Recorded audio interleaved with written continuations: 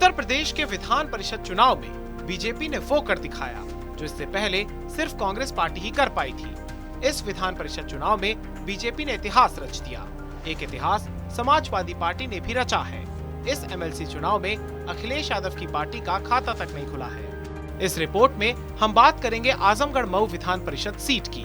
आखिर ऐसा क्या हुआ कि जिस आजमगढ़ में समाजवादी पार्टी के अलावा किसी और का खाता तक नहीं खुला था, उसी आजमगढ़ में अखिलेश यादव और योगी आदित्यनाथ के प्रत्याशी चुनाव हार गए।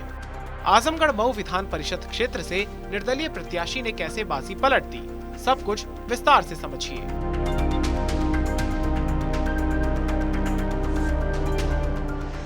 आजमगढ़ मऊ विधान परिषद क्षेत्र में बीजेपी के अरुणकांत यादव, समाजवादी पार्टी से राकेश यादव और निर्दलीय प्रत्याशी के तौर पर विक्रांत सिंह रिशु मैदान में थे। 12 अप्रैल को जब नतीजे घोषित हुए तो निर्दलीय प्रत्याशी विक्रांत ने सभी विरोधियों को पछाड़ दिया। विक्रांत ने अपने सबसे निकटतम प्रतिद्वंदी बीजेपी के अरुणकांत यादव को 2813 वोटों के अंतर से हरा दिया। वहीं समाजवादी पार्टी के राकेश यादव को 356 वोट मिले, जिसकी वजह से उनकी जमानत जब्त हो गई। आजमगढ़ मऊ में विधान परिषद का चुनाव सिर्फ प्रत्याशी ही नहीं लड़ रहा था, बल्कि प्रत्याशियों के पीछे खड़े नेता भी लड़ रहे थे। इसमें दो सबसे बड़े नाम हैं रमाकांत यादव और यशवंत सिंह। रमाकांत यादव समाजवादी पार्टी के विधायक और उनका बेटा अरुणकांत यादव बीजेपी के टिकट पर एमएलसी चुनाव लड़ रहा था। यशवंत सिंह बीजेपी के निष्कासित नेता पूर्व एमएलसी हैं। बीजेपी ने इन्हें इसलिए निकाला था क्योंकि अपने बेटे विक्रांत सिंह के लिए आजमगढ़ मऊ सीट से एमएलसी का टिकट मांग रहे थे। यशवंत सिंह आजमगढ़ मऊ सीट से एमएलसी थे, इसलिए उन्होंने अपने रसूख का इस्तेमाल किया और उनका बेटा विक्रांत सिंह चुनाव जीत गया। यशवंत सिंह ने अपने बेटे को चुनाव जिताकर बीजेपी को कड़ा संदेश दिया है। उन्होंने ये साबित कर दिया कि चुनाव जीतने के लिए उन्हें पार्टी बैनर की जरूरत नहीं है। उत्तर प्रदेश में आज संपन्न हुए स्थानीय प्राधिकारी या विधान परिषद चुनाव में मिली ऐतिहासिक जीत के लिए पंचायत व स्थानीय निकाय सहित समस्त जनप्रतिनिधियों का आभार, जिन्होंने एक बार फिर भाजपा को सर्वश्रेष्ठ, सर्वव्यापी व सर्वस्पर्शी, सर्वग्राही सिद्ध किया है।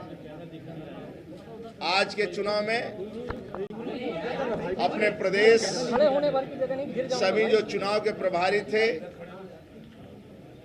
जिला विधानसभा समस्त कार्यकर्ताओं का, जिसके कारण आज जीत मिली है, प्रदेशवासियों का मैं हृदय से स्वागत करता हूं।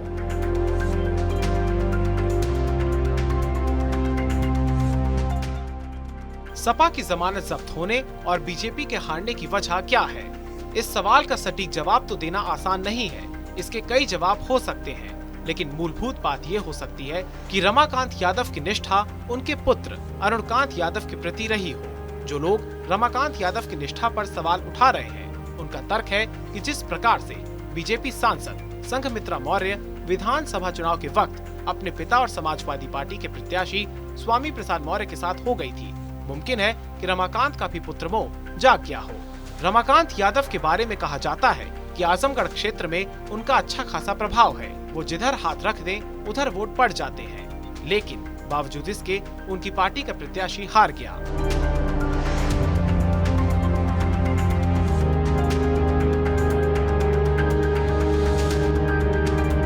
आजमगढ़ में 10 और मऊ में 4 विधानसभा सीटें हैं।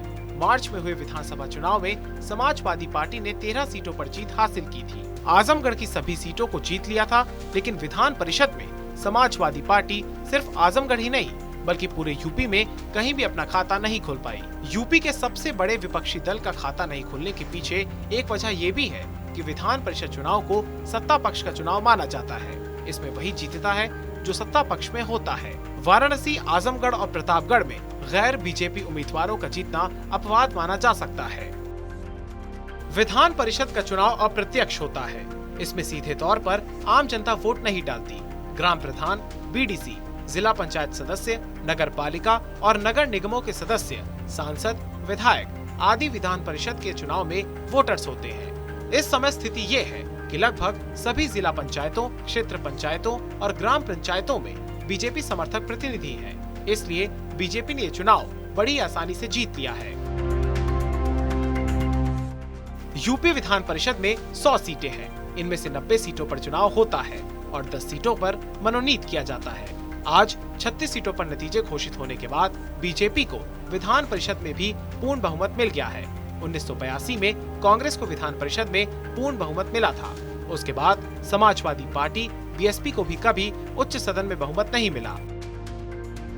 विधान परिषद की मौजूदा स्थिति ये है कि बीजेपी 65, एसपी 10 और अन्य के खाते में 15 सीटें हैं। इसके अलावा 3 मनोनीत सदस्य भी बीजेपी के हैं। मनोनीत सदस्यों को जोड़ दें तो बीजेपी के पास 68 सदस्य हैं।